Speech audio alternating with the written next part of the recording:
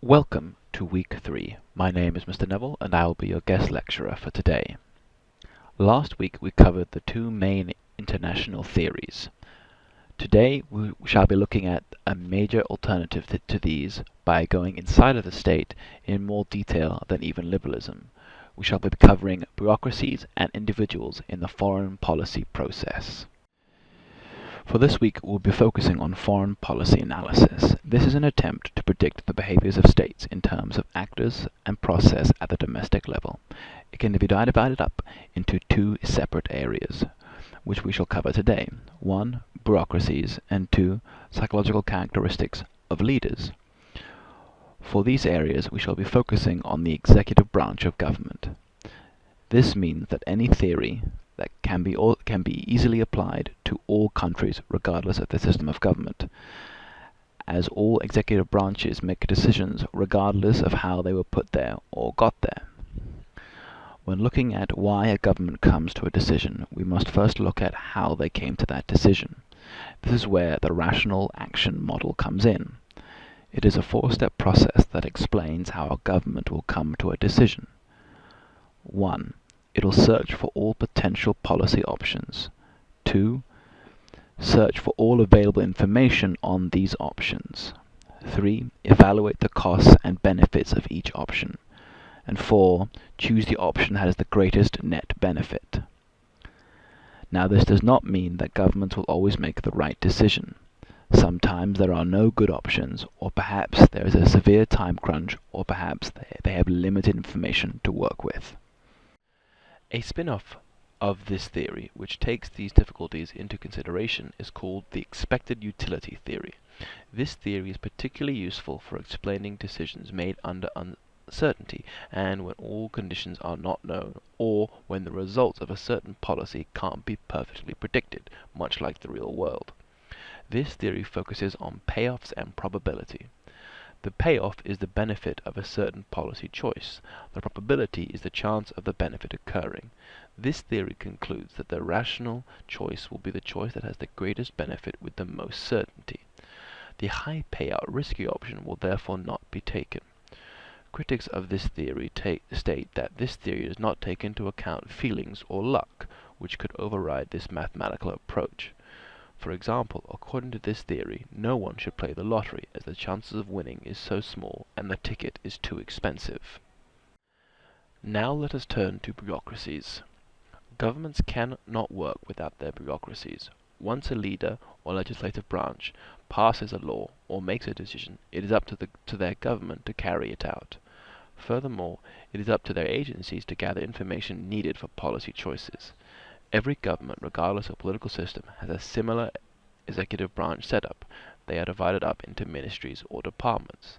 The two that are significant for foreign affairs are the Ministry of Foreign Affairs and the Ministry of Defense. A third ministry is used to gather information, and they are known as intelligence.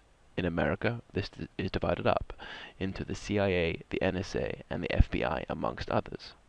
By focusing on them, we are assuming that they do not always work together, and therefore we are moving away from the idea that a state is unified. So if we turn to the bureaucratic politics model, it asserts that these different agencies will have unique and sometimes competing interests.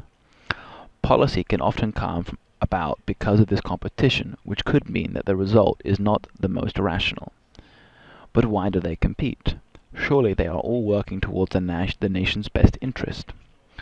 Well, different agencies can put forward different policies based on two reasons: role and budget. Each agency will have a different mission or area of focus, and so will therefore tend to promote policies that maximize its role.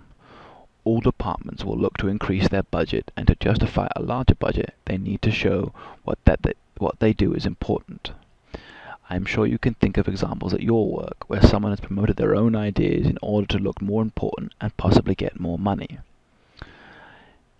A view on what is best to do could come down to where you sit at the table. For competing policies in America, the State Department and the Defense Department often struggle over policy, with the State Department generally pushing a more diplomatic solution, while the Defense Department pushes for a more military solution. The net result is that the chosen policy is often the one nobody intended. If we were to critique this model, we could say that this model gives too much freedom to the bureaucracy, who cannot deviate from the head of the government. Another possible argument could be that as long as the final decision is concerned with self-preservation in an anarchic system, then it does not dispute realism. We have looked at how they compete, but how do they work? The organizational process model suggests that the procedures by which bureaucracies work can influence the content of their decisions. Bureaucracies in general do not make policy according to costs and benefits, but instead by applying their procedures to the questions that come their way. All departments create standard operating procedures which help to efficiently deal with a large number of similar tasks. We can see this every day in places like the DMV, the post office, or even at Starbucks. Established rules can be applied in order to allow for a quick decision. We can also see this in the intelligence community, as they have to collect a huge amount of information, so they must have a procedure for collecting, categorizing, storing, and then reporting on information. If we view this as being similar to a computer program, computers struggle to complete tasks they were not designed to do.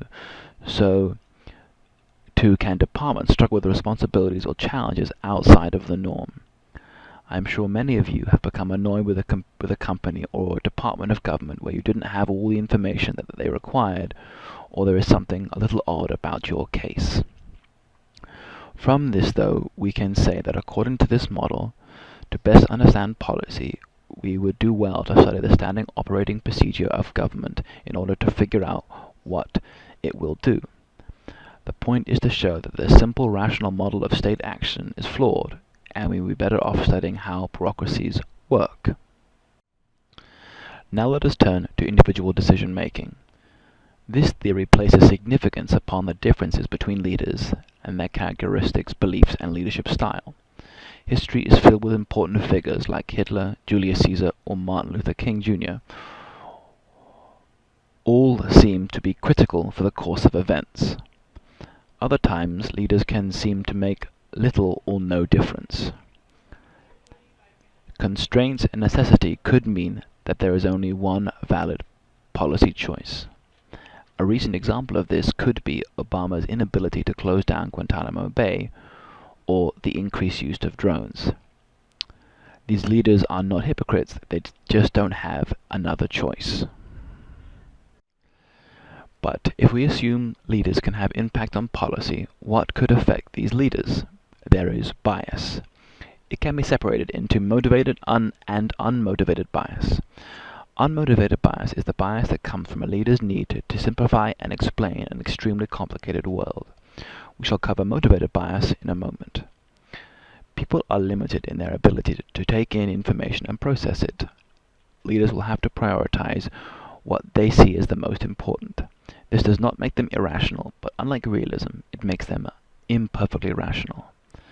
Another bias that falls under this category is known as fundamental attribution bias. This bias looks at how we deal with opponents. It suggests that when an opponent does something we don't like, it is because they are bad or have bad intentions, and if they do something good, it was because it was outside of their control.